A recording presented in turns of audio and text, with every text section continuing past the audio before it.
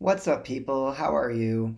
I am back with another video for our Thursday lecture on the course material. Um, Before I get into the content today, which is on the history of the Gay Pride Parade or March, I'm just going to push a few reminders to you. As usual, I'll be using the first couple of minutes of every one of these videos to remind you of key things that are in process in our course. This really saves me from having to constantly email you or Slack message you. I'm going to click into these reminders really quickly just to talk a bit about what's going on. First of all, I did email everybody a link to our Slack workspace for our course. If you have not yet opened up that invite and added Slack, I would highly suggest you do it. It's going to be an easy way to direct message me without having to deal with Blackboard email. We can chat back and forth. You can chat with anyone else in the course to ask. You can ask general questions. It's just a much easier and less high volume way to keep track of what's going on. So please do look back in my announcements to find that link. If you're having trouble, let me know. Next, I do know that a few of you, I think it's only a very few now, are still waiting on some papers to come back for me. I wanted to thank you for your patience waiting for those. We've just been really disruptive with all the switchovers. So those should be coming back to you quite soon. And thanks for just waiting on that and allowing me to get caught up. I did mention this on the last lecture, but we do have a book we're reading together coming up in the syllabus quite soon. That is the book, The Gentrification of the Mind by Sarah Schulman. It is indeed available electronically. So if you did not manage to get a paper copy of that book or have one with you, you should be able to digitally access it.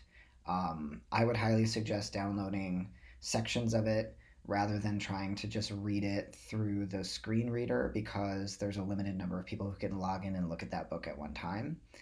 So please do consider grabbing portions of it as we read. I'll also try to grab portions and post them on Blackboard for you.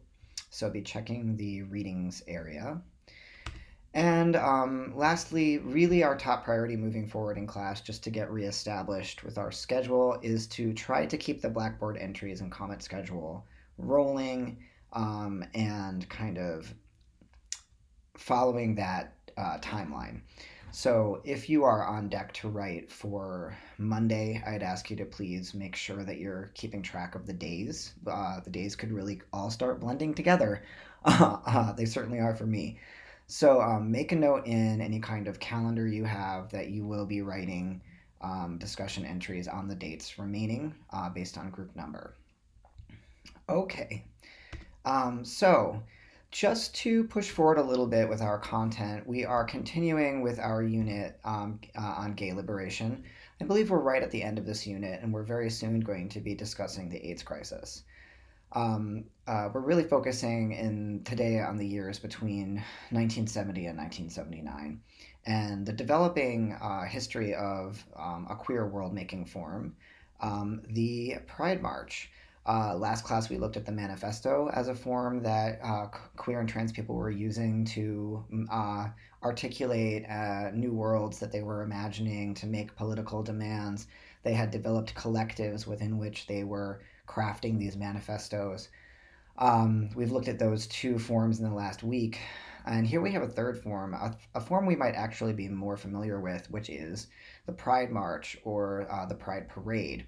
I'm calling it Pride March because these events were actually called marches long before they were called parades. Parade is kind of a new, kind of lighter, more celebratory term that we now use, but the original gay marches were marches. They were political events. They were more about direct action. And so I think the word march kind of gets at that older history of this formation.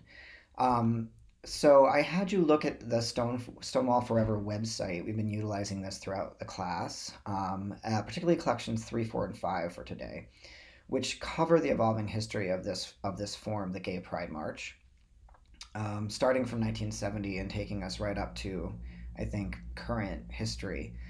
about 50 years of this tradition. So we know from looking at those collections that the Pride March actually has its origins in the immediate post-Stonewall period. So we're talking 1970 were the first Pride marches held in the United States in Chicago and New York City, and they were held to commemorate the Stonewall riots. So one thing you may not have really put together until now is that LGBTQ History Month is June. Pride Month is June, and it is in June because the Stonewall riots were in late June of 1969. So they were kind of efforts to recapture the spirit of what had happened at Stonewall the prior year, where a bunch of people said, refused to go quietly with police, took up public space, ran around and defied the police, defied the law, right? And so that spirit is something that these activists are looking to rekindle and celebrate and create traditions around.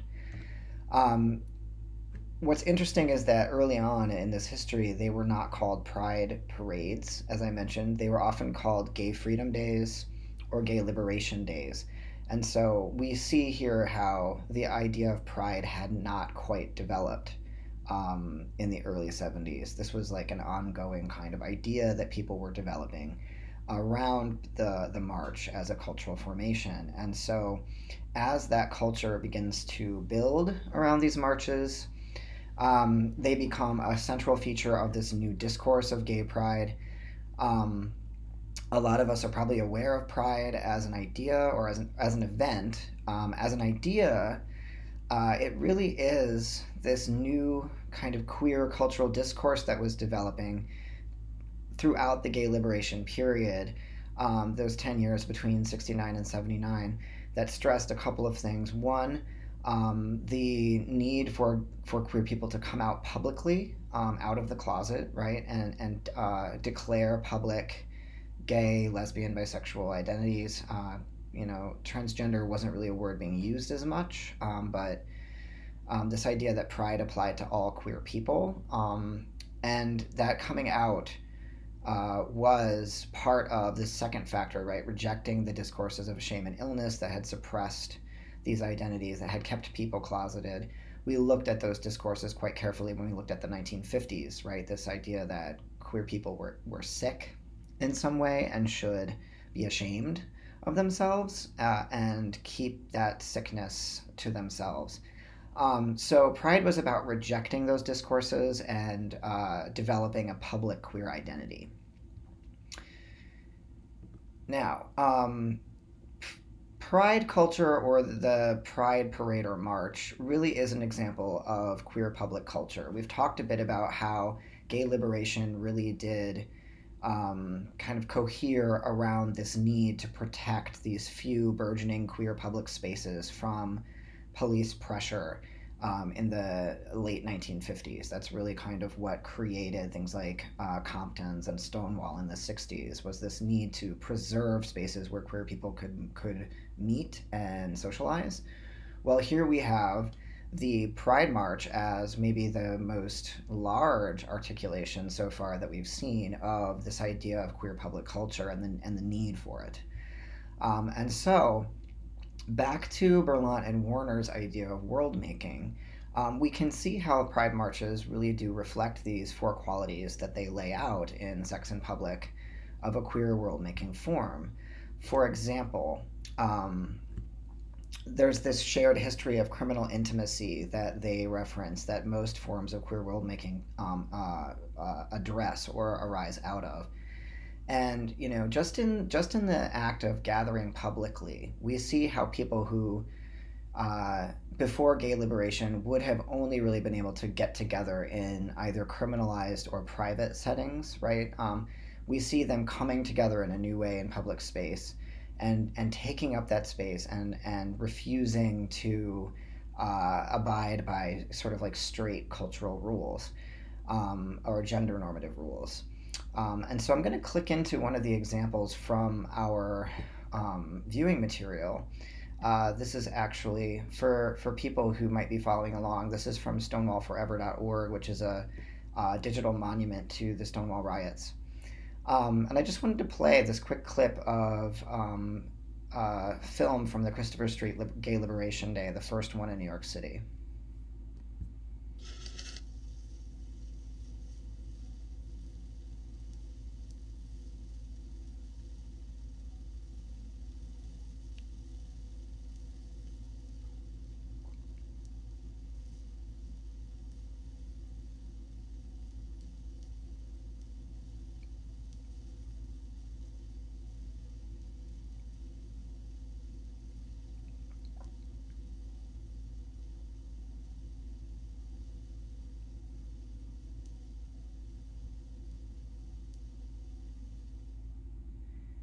So what's really amazing here, I think, is the sheer number of people, and also this like novel idea that one could get together in a big group of queer people in public and not have the cops harassing you or arresting you, right? Like the idea that there were a whole new set of possibilities for queer public life that had not been explored yet was really something that Pride was experimenting with. Um, so there are a couple of neat examples of world making and aspects in these documents we've looked at. The second quality that Berlant and Warner lay out are the desire for a different world.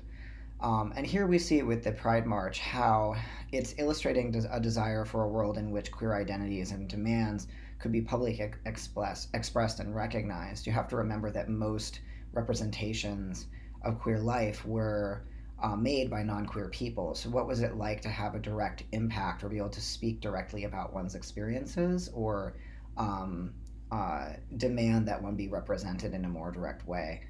So there's a really neat example here of Miriam Frank discussing how people at Pride marches started interfering with the way in which the press was covering these early March events. All this time, there was a lot of complaints all over the community, the queer community, which is not what they call themselves then, but around the community, about media and the lies that they tell about us and the lies that they tell about gay life. So this guy comes out and he says, the boys and girls in the band came out today in the sheep meadow at Central Park. They had a march all the way up Fifth Avenue. I don't know, was it Fifth Avenue? I think it was Sixth Avenue. They marched up Sixth Avenue. And somewhere in the middle of when he said this, I mean, I realized what he was doing. And I just yelled at the top of my lungs, "Fuck you!" Louder than that. The newscaster puts his thing down. He says, "I'm trying to make a broadcast about this very important piece of news."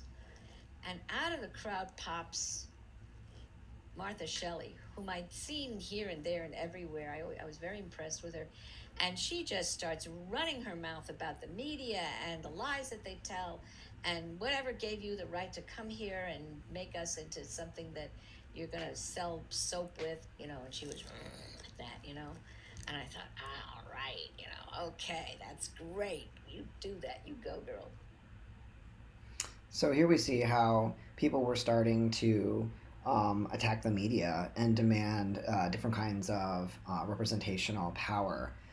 We saw this also with some of the GAA media zaps that they were doing, where they would like show up in newspaper offices and occupy them until the writing staff, agreed not to cover gay issues in specific ways. So we start to see how this discourse of pride becomes about intervening in the kinds of negative or stigmatizing representations or coverage that queer life was being communicated to the public through. Okay, a couple more examples here. The third quality of world making is elaborating a world of public belonging and transformation. Now, I'm hoping this could be quite obvious just from looking at what pride marches made possible for people, how they were actually designed to kind of demonstrate public belonging, right? Imagining transforming the world into a place where queer people could just be queer in public without punishment. But you also have to remember that queer people did not necessarily know where all the other queer people were, right? Like unless you went to one of these more criminalized spaces, like a kind of rundown gay bar or a cruising area, you really didn't really have access to other queer people. How did you find them? And so Pride became this way of realizing how many queer people there really were. It's actually quite shocking, even to me today, to see these images from the 70s, how many people were coming out to these events. And I have a little video that kind of from the collection 3, that really articulates the surprise of people at this time in terms of realizing how many people there really were. Let me move this over. Just the night before, I'd watched something on National Geographic about wildebeests. And I had noticed it's smarter wildebeests stay in the middle. Because all the ones on the side are getting eaten by crocodiles, the hyenas, I just thought, there was no middle in the march at the beginning. I was like, I was in terror. I had a Valium on me, I took it, because I didn't know how this was going to go. It was going slowly. There wasn't too much interest in the first few blocks, but that's not the way it went. By every block, there was more curiosity and more curious people. By the time we got to the 40s, that was another story. People were yelling from the windows, some people, but individuals, not cheering, but enough for you to notice and appreciate. Out of one block, there was this cleaning lady waving her thing, but meaningful, sincere people. And the most interesting one was this very good-looking guy. He was about on 51st Street watching like this, and he was struggling with himself. You could see him going like this, and really awful. I couldn't help, no. And then he just did it. He went through the police line and joined us. Grabbed 2 people with their arm and marched. It got bigger and bigger. Then all of a sudden, at 57th Street or on 58th Street, the cop said, all right, it's enough, no more. And so I said, why don't you just let us through? He said, there's too many of you. I couldn't believe it. Too many of us. Too many of us, right? That was something that no one had really realized. The sheer force of numbers had not been something that queer people had really been able to get their arms around until these marches were developed as a sort of annual ritual.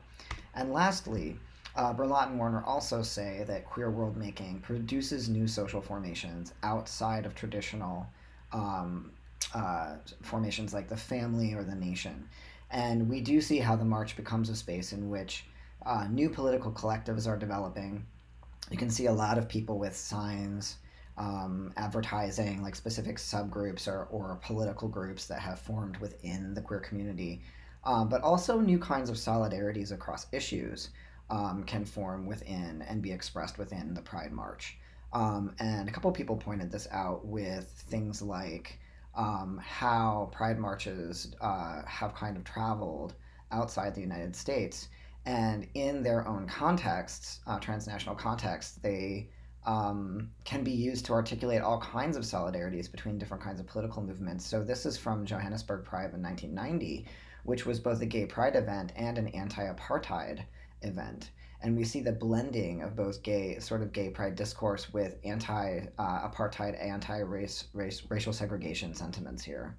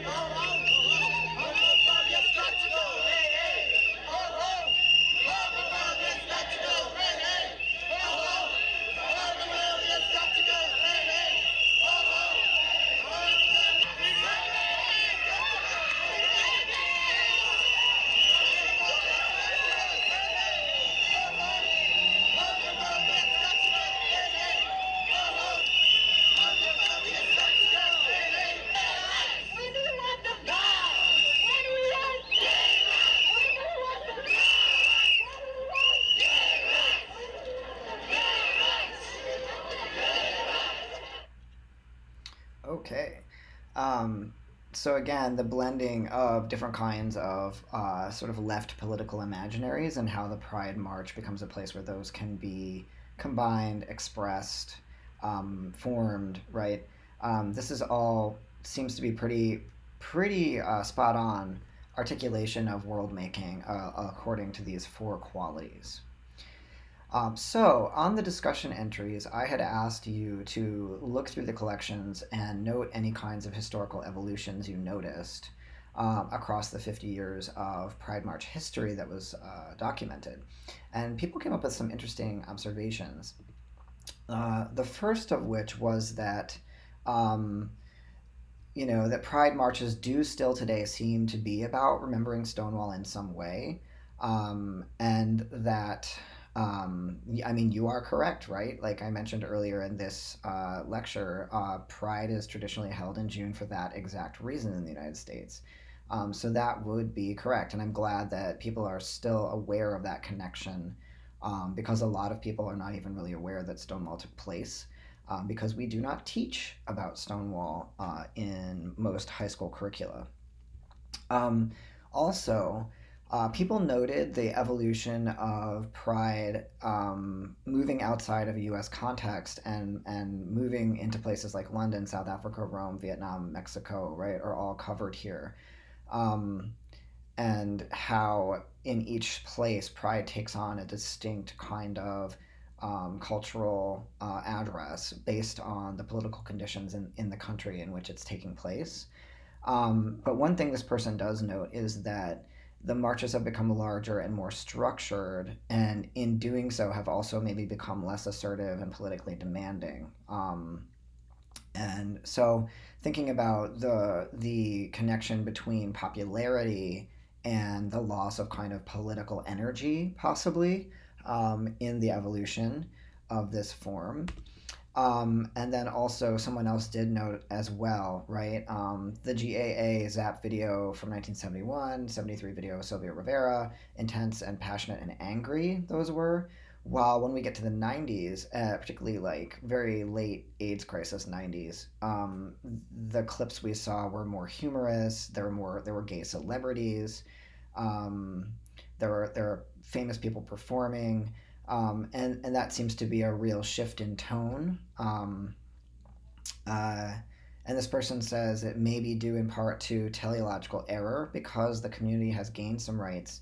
People might assume that things are just getting better, which would explain the loss of radical kind of energy. Um, we could also just say that there are some changes that have happened in Pride, and so in the funding of Pride.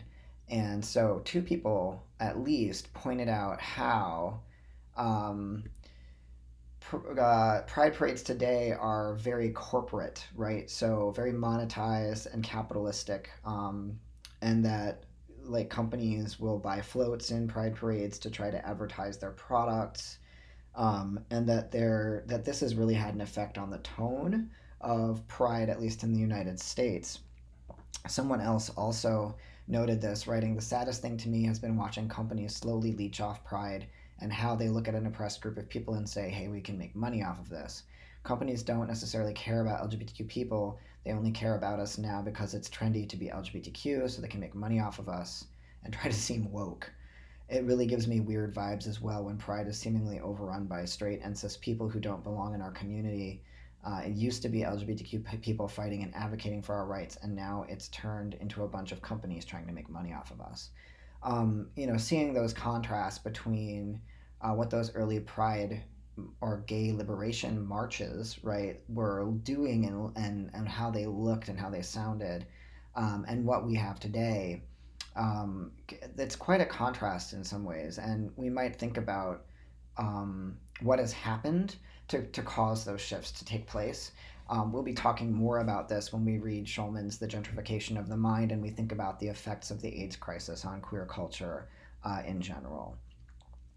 So, what I'm going to ask you to do is, with this lecture in mind, I would like you to go back to discussions to respond to a general prompt about the lecture. I'm going to have you think a little bit more about fragmentation of pride parades into things like dyke marches and bi marches and trans days of action, right? What is going on with these other events that have developed? Um, Also, please make sure if you're falling a little bit or have fallen a little bit behind on commenting, please do try to get caught up on those over the next week or so. These are the main way that we are conducting non-synchronous discussion. So it's going to be really important to your showing up grade to make sure that you're at least getting some content into Blackboard on those. And then Tuesday, we'll be having another video lecture, and the course schedule will stay as is. So please do just follow the course schedule. And group 2, you will be doing a discussion entry on the material for Tuesday by Monday evening. So I'll put that prompt up probably in the next 48 hours. Okay, so that's it for this video lecture, and I hope that you are all doing well.